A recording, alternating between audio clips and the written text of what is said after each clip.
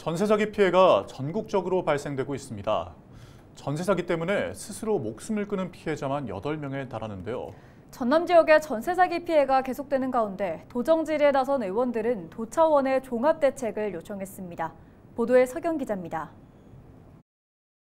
무자본 갭 투자 방식으로 광양을 비롯한 지역에서 173채의 전세 사기를 벌인 일당에게 항소심 재판부가 징역 7년과 6년을 각각 선고했습니다. 재판부는 이들이 시세보다 저렴한 부동산을 집중적으로 사들이고 매매가보다 비싸게 전세 계약을 맺은 것 자체가 세입자를 기망한 행위로 봤습니다. 허그를 통해 대위 변제가 이루어져서 실제 세입자들의 피해가 발생하지 않았더라도 그 피해는 오롯이 공공기관으로 전가된 상태일 뿐이라고 지적했습니다. 이처럼 전남에서 발생한 전세 사기는 모두 603건, 14개 시군 지역민들이 피해를 봤습니다. 박경미 전남도의원은 전남도의 전세 사기 피해자 법률 지원 등 도 차원의 지원 대책 현황을 물었습니다. 전남에서도 역시 손 놓고 기다리고 있지만은 않는다고 본원은 생각하는데요. 그렇지만 세세하게 피해 유형을 파악해서 구제에 최선을 다해야 된다고 본 의원은 생각합니다.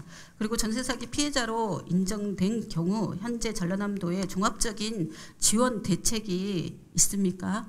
현재 피해 가구에 대해서 이사비 100만 원 지원하고 있고요. 생활안정자금도 100만 원을 지원하고 있습니다.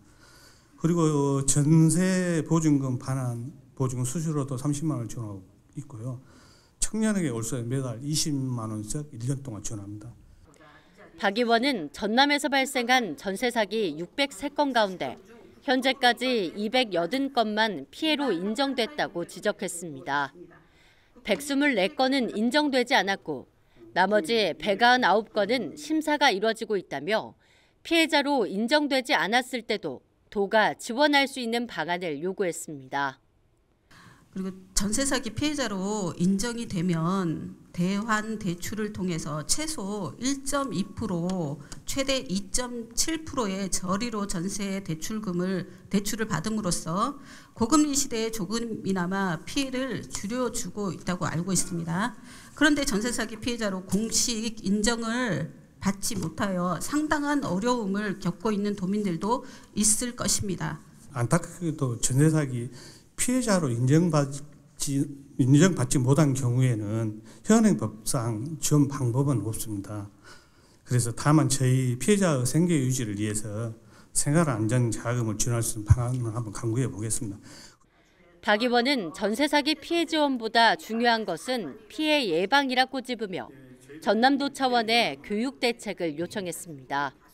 선량한 도민이 더 이상 피해를 입지 않도록 전라남도 차원에서 전세 사기를 예방하고 피해자를 보호하기 위한 제도적 장치와 사회적 인식 제고가 절실하게 필요해 보입니다. 도에서 그동안에 전세 사기 피해자들에 대해서 지원을 생활안정자금 이런 부분 저도 가감히 지원하라고 해서 지원을 하고 있습니다만은 지금 특별법을 지금 이렇게 선지원 후 회수 뭔가 원금을 좀 건질 수 있는 방안이 마련돼야 된다는 그 특별법이 꼭 나와야 되고 이번 전세 사기를 당해 스스로 목숨을 끊은 피해자만 전국적으로 8명.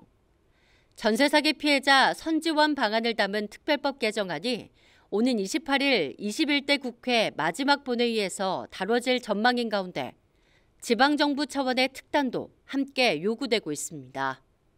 헬로티비 뉴스 서경입니다.